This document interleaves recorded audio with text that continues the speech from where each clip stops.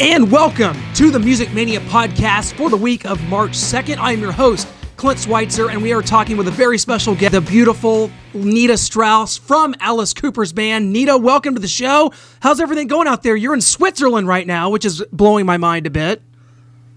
It's going great. Thank you so much for having me on the show. And it's been cool. I'm in snowy Zurich, Switzerland right now. Well, I know you've got a couple months off of some Alice Cooper dates. What have you been up to?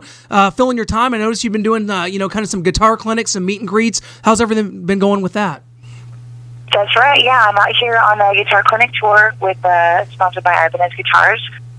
So I'm out here in Europe, just spreading the gospel about Ibanez, the greatest guitars in the whole world, and showing off a little bit and talking about technique and all that kind of stuff. And it's been a blast. Well, technique is something I wish I had mastered long ago, but that's why I'm talking to you, and that's why you're talking to me from the other end, playing shows and doing it the right way. Because you grew up playing rock music. I mean, I want to talk about that because at a very young age, you were playing rock, and what got you into the deal? I mean, is it kind of one of those deals where you looked up to the Lita Fords, the female guitarist, or you just grew up listening to rock and it was all good and you just picked up and started playing? What was your story? It's so funny. I actually, as a young guitar player, I didn't even know who Lita Ford was. Wow, that's awesome. I get asked that a lot. Who are your heroes? Is it Lita Ford and Heart? And I had no idea who the Runaways were. I started playing guitar and I got into Divai and Satriani and Marty Friedman and Dream Theater with John Petrucci. It never actually occurred to me to seek out other female guitar players to be influenced by. I was just into what I was into. I was into Metallica, Megadeth, and actually Megadeth was the first rock song I ever heard. The first metal band I ever heard was a Megadeth song. So that's awesome. Was really where my early influences were. And then, of course, later on, I discovered, the great Jennifer Batten and Michelle Meldrum, and, of course, really got into their style of playing as far as female guitar players. Well, you can definitely see that in your style and the way you play, and of course now as a member of Alice Cooper's band, and I want to get to that, but you had a long road, of course, just to get there, and I think now it's funny because I think if you talk to a lot of females, younger kids that are coming to the Alice shows, that's going to be something. Of course, they're going to look to you, and I think it immediately make that connection. And so, I think that might be something that to look for in the next few years. You're going to see a lot of people. I know a lot of people that went to Alice shows say, "Hey, that chick, that chick's awesome. Who is that?" And of course, they forget all about the Ryan Roxys. Who cares about him? We've had him on the show before, and and Ryan's just disappointed. He's now that. It's been really flattering, though. Oh, absolutely. It's really an amazing experience. Going to Alice, playing Alice shows, and then meeting parents with their daughters after the show, and I get a lot of messages on social media from parents saying, "Hey, I brought my daughter to see the show, and now she wants a guitar." Yeah. And it's so gratifying. It's so flattering. If we can, if just one girl that comes to the show, one girl a day says, "I want to play the guitar," and we get one more Jennifer Batten instead of one more Kardashian, then we did a great thing for the world. That just made my day right there. I'm going to remember that, and I'm going to use that for the rest of my life. Nita, that's awesome. We're talking to Nita Strauss of Alice Cooper's band, and that's absolutely correct. And I know that that's the case, and I know people are out there, and they notice that. And of course, before you got to Alice Cooper's band, you had a long road and you played with the Iron Maidens, a band that I'm a huge fan of, and I've seen them recently since you've been in the band here in Kansas City, and I just saw Iron Maiden last week in Tulsa, really digging that new show. What was your, obviously you talked about growing up listening to Megadeth. What was your experience growing up listening to Iron Maiden and how you became a part of the Iron Maidens, the all-female tribute to Iron Maiden? As a guitar player, Maiden is just one of those bands you dig. The two guitar harmony. The way that the two guitar players play off each other in Maiden is like nothing else. So of course, I jumped at the chance to get to play in the Iron Maidens, and work with such fantastic musicians. The girls in the Iron Maidens are such phenomenal players, and we're all great friends too. So it was a great experience, getting to tour the world, play music with your friends, and play some of the greatest heavy metal songs ever recorded, Iron Maiden. And as you said, Iron Maiden's still touring the world, selling out arenas today. So just to be a part of that scene, to get to pay tribute to that music and play those songs, it's an awesome time. And the Iron Maiden actually are pretty big. You know, they headline festivals and 1 million plus Facebook followers. You know, they're bigger than a lot of bands for a cover band. Yeah, absolutely. One of the favorites I've ever seen. And I think that, you know, initially when you see the Iron Maidens, it's like kind of mind blowing for a Maiden fan because you've got this one. I mean, and the singer. There's been a couple singers for the Iron Maidens, great players in that band, and you all of a sudden you think about a band of guys. And there's a bunch of hot chicks playing these Maiden songs. Yeah. I'm sorry, it's completely mind-blowing. Living the dream. You know, Kirsten Rosenberg, the singer of the Iron Maidens, is really a powerhouse. Like, she is unreal how good that girl is, you know, at singing Bruce Dickinson's songs. It's just, like, I get the chills. You know, my boyfriend is not, you know, not super in Iron Maiden. Even he saw the Iron Maidens for the first time. He goes, whoa, that girl can sing. Wow. Yeah, and here I was going to give all this respect to your boyfriend, who I see you post about a lot on social media, but now you say he's not an Iron Maiden, and I'm getting a little concerned here, but I think we can move on from that. But anyway, I'm the biggest Iron Maiden fan. Let's okay, say. There you go. We'll take that. Now you wind up replacing Orianthi in Alice Cooper's band in 2014. And, you know, you just talked in an interview recently, and I want to bring that up because you talked about how you almost blew the audition. You thought you'd blown it. You sent in the tape, and it wasn't quite what they were looking for. Talk about that. Line, by the way, Nita Strauss almost blows audition. Okay. Yeah. Yes, we can word that any number of ways, but I tell you, I can't imagine that this happened. But what was the specifics of this situation? Well, you know, I thought, you know, for this video package, I had already met with Alice's manager and producer, Chef Gordon and Bob Ezra, and, like, you know, I had already done the preliminary stuff. And they said, we want to see you play. The band is all scattered all over the world. Can you send us a video package? You know, they sent me a couple songs they wanted me to play over. And I just went nuts. You know, I did every shred trick. You know, I knew that they were looking for somebody that could play. I knew they were looking for somebody with a big personality. So I just went off. Like, I just did every crazy lick, like every show-offy trick that I could do.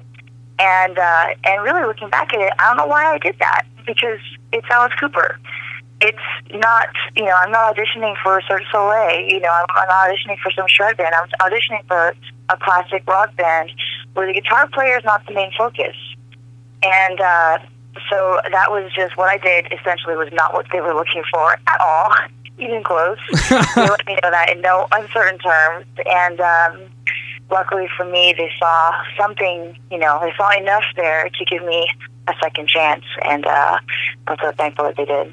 Well, I think your stage presence is what really stands out. And I saw Alice with Orianthi in the band. You came in. I mean, were you intimidated at all? Because this was the first, you know, female that had played with Alice as far as in a guitar role. She's a great player to me, and I'm not just saying this because you're on the show. I think that your stage presence, your style, far surpasses that of Orianthi, and I think it's something that just your people, when you watch the show, their eyes go to you. You know, you see the way you play, and and that's not to Ryan Roxy. He's now the second best looking member of the band. I know that's hard for him, but you have the style. And what was that like, though? Were you intimidated taking over for someone like her? I wouldn't use the word intimidated. No. Alice has had such a great history, like a long history of amazing guitar players, Al Pitrelli and Red Beach and Steve Hunter and Kane Roberts, so if anything, that would be the thing that, I don't know if I still would use the word intimidating, though. It's really an honor to get to, stand in the footsteps of so many great guitar players that have come before me. But really, I think if you get bogged down too much in what people have done before you, you lose sight of where you're going. You lose sight of your path. So really, I've always just put one foot in front of the other, been thankful for where I'm at, and it's got me this far. Well, you talked about, we've talked about Iron Maiden, the three guitarists they use. You've got three guitarists, Tommy Hendrickson, Ryan Roxy, and yourself. And I know I joke about Ryan. He's a good friend of the show's. We've had him on several times. And, so you play with those two guys. I mean, what is the chemistry like with them? And what's, I noticed just in the times I've seen Alice live in the last couple of years with you, that it seems like you guys do a really good job of trading off the solos, trading off the lead parts, trading off the rhythm parts. It just seems to work really well. I mean, is that how you kind of see it as well? Oh, we're definitely, it's definitely a really easy, it's really easy guitar-wise. We all complement each other really well stylistically. And it's interesting because we're such different guitar players. Myself and Ryan and Tommy, we're all completely different players from each other with completely different sounds and tones and everything. But it was a really easy transition. There was no, okay, Nita, you play more like this, and Tommy, you play more quietly, and then Ryan, you do this. It was very organic and very easy. The main thing is just, as Ryan says, stay in your lane. Don't step on other people's parts. Don't make excess noise and whatnot, and it's been fine. Well, it's working out great. I think this is, to me, this is the best version of the band, I think, that I've seen. I mean, I'm an Alice Cooper fan going back. It just works really well. Seen the show a couple times, opening for Motley Crue, and what was that like? Because, here you are, you're in Alice Cooper's band, everything's going great, and we're opening for Motley Crue on their final tour, and in fact, Glenn Sobel, your drummer, had to fill in on a couple dates for Tommy Lee. What was the Motley Crue tour like, and now that it's all over for Motley, I'm sure you got to know those guys a little bit. What was that experience like for you? The Motley tour was nuts. It was amazing. It's so fun. I love telling the story. One day I was sitting at home looking at tickets on Ticketmaster for the Hollywood Bowl show, thinking, oh, yeah, I'd like to see Motley Crue one last time. And then 2 weeks later, I was on tour. Wow. It was wow. a crazy experience. And the guys are so cool. Motley was great to work with and great to tour with. The guys in the band were really lovely to us. There's all those horror stories about touring with Motley Crue. Those guys are a bunch of assholes, and those guys are drunk all the time. We never had that experience. And I think a lot of it has to do maybe with Alice. Yeah. Alice has seniority over just about anybody in the world. Sure, yes. But they were really respectful to us. The band members were nothing but cool. I think Nikki Sixx spent more time in our dressing room than he did in his own. Oh, yeah. Just telling war stories and talking about everything, and they were really supportive. It was a great time. Well, that's wonderful, and it was great to see Alice open that tour. And, Alice as a person now, it's something that I've talked with Ryan with at great length. I kind of want to get your opinion on, Alice the person, because, from what I've never met Alice, but always reading that he's such a down-to-earth, great, humble person, except for when he's on stage, when he turns it on and he is a machine and he's a character. And is that kind of your experience with Alice? Kind of like off stage, flips the switch, on stage, and he's another person. Is that kind of how you see Alice as well? That's my exact experience, yes. That's awesome. That's my exact experience. Alice truly is one of the most humble, cool, and down-to-earth people that I've ever had the pleasure of working with. And then he turns into this maniac on stage, stomping around the stage and flashing stuff with swords and getting decapitated and, and giving evil looks to people in the audience. And I'm like, it's so cool to see such a true professional at his craft. It definitely makes us all a little better working with him. Yeah, I remember Dee Snider saying something to the effect of, back in the 70s and 80s, you could see a band walk in and you knew who was in the band. These days, you see a band backstage, you don't know who's in the band, who's in the crew, who are fans. It's just something about that old school mentality, you know what I mean? Like, you know who Alice Cooper is, you guys all have very distinct looks. I mean, Tommy Henderson's got blood packets spilling out of his mouth. I mean, you guys look like a band. It's incredible. And that's a huge part of it. And of course, I got to ask about this because Alice is an avid golfer. Ryan and the guys like to play golf. Have you?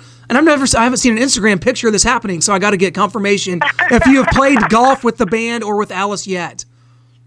I have never golfed. It's got to happen at some point. I have never golfed a day in my life, unless you count mini golf. I think actually I have a mini golf date set up when I get back with my boyfriend. So that would be my first golf experience in many years.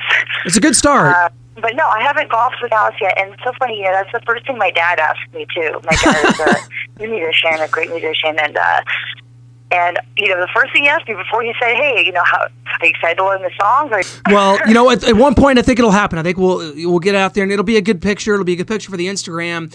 And then that's, by the way, you got to follow at Hurricane Nita, Twitter and Instagram, guys. Great follow and always keeping up to date with the fans. I think that's one thing that's great about rock today is, I'm in my early 30s and I grew up listening to rock music. It's my, obviously here I am doing this podcast. It's my favorite thing in the world just about to do, but I didn't have the access. And you know what I mean? You're not quite my age, but you're not quite 30 yet, so keep that going as long as you can. And you didn't have that access. Nowadays, you got access. you can talk to people on Twitter and Instagram, and it's unbelievable. Like I hesitate to ask this, but it's one thing I'm curious about because you're a beautiful lady, you're a world-class guitar player, and is there anything that you could share with us? Like, I'm sure you get a lot of weird messages on Instagram or Twitter. Like, is there something you could share with us that's like one of the weirdest things you ever heard? Like someone proposing to you just out of the blue. Like, what's a weird thing that comes up to your mind that someone has said to you via social media? Oh my Lord. Well, other than the inappropriate ones, I mean, that's. I actually now have given Josh access to my Facebook page so he can block people from the fan page that I've already blocked from my personal page, so I don't have to go back and unblock them and then reblock them from the fan page. Like, people are crazy. Yes. People say some pretty crazy stuff. I'm really grateful to have like a support team, have him on my side, and help me kind of deal with the craziness of everything. And I don't know if there's one specific thing that really stands out. It's just sort of like a weird cesspool of crazy. Yes. That's what I was afraid of. I was afraid that was the case, which is so internet and so unfortunate, but that's sort of the double-edged sword of it. It's interesting, the access that people have to musicians now. Like, I go back to if I was a young, I guess I still am a young guitar player, but like when I was like a guitar player growing up and I had the chance to say something to Steve Vai, let's say, and if I had the chance to say something to a guitar player I liked, it would never occur to me to say, "You suck. How did you get this gig?" Like there's some rude, some disrespectful, sexual stuff or whatever. It would never occur to me to say something like that to a guitar player that I looked up to. So yeah. The way that people talk to other people, so I don't know what we can say or what we can't say on this podcast, but anything. It just blows my mind how people talk to other people on the internet.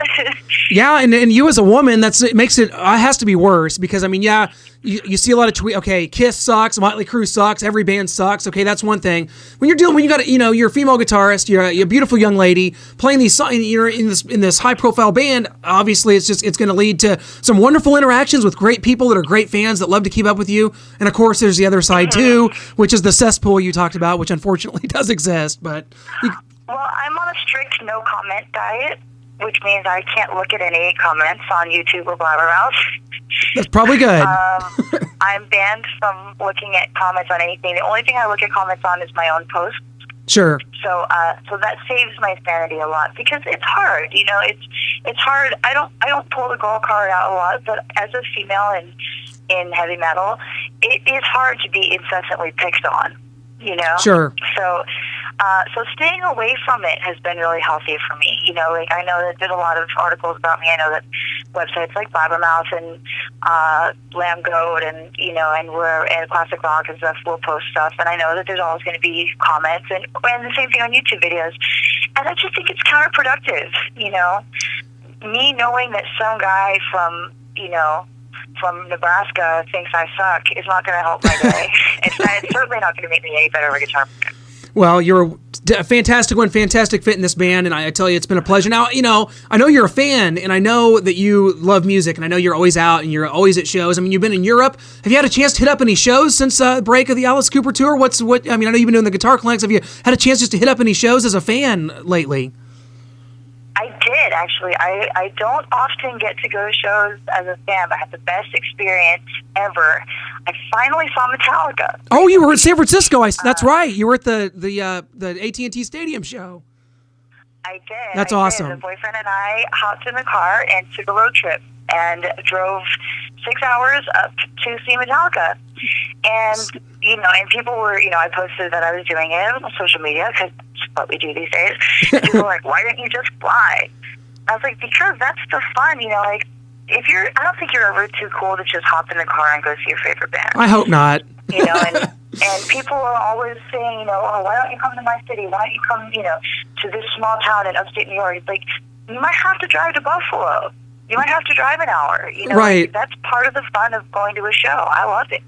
Well, that looked like an awesome experience, and so cool you got to do that. But would you have gone to that show if your Seattle Seahawks had been in the Super Bowl the next day? That's the real question. I would have gone to that show. The difference would be I would have stayed in the city for the Super Bowl. And there you go. Good answer. We left right after the Metallica show. Awesome. Well, I know you're a big Seahawks fan. I know Ryan Roxy's a big Raiders fan, which I joke to him about all the time. It's the worst sports franchise in the world. Oh my God! And I bet here the Seahawks have won a Super Bowl. How cool is that? I mean, I know I see, you've got to go to a couple games this year while out on the road. I mean, how cool is that? You're just kind of happen to be in an area close to where a game is. You just hit it up. I mean, that's pretty cool. Amazing. Yeah, it was nuts. It's I always try to get to as many games as I can. I love going to football games. I like going to sports games in general. I love going to NFL games, and so yeah, I was really lucky. I got to see the Seahawks play this year. I got to see them play what I thought was a great game, the Seahawks-Vikings game. I'm sure a lot of people didn't think that blowout was that good of a game. I enjoyed it, personally. Absolutely. So I enjoyed it the way I enjoyed that Super Bowl that they won against Denver. Everyone said, "Oh, that was a lame game." I thought it was a great game from where I was sitting. Oh, I would say this: if you're a fan of a team, I'm a Chiefs fan. If we're blowing out a team in the Super Bowl, I'll never enjoy anything more in my life. Of course, we'll never make it, no problem. But your Seahawks are there; they've made it, they've won. Nita, I tell you what, I don't want to keep you too much longer. I know you're out in Switzerland. I know you're touring around and having a great time. I know the Alice Cooper tour starts back up in April. Going to do a jaunt of U.S. shows before going back to Europe.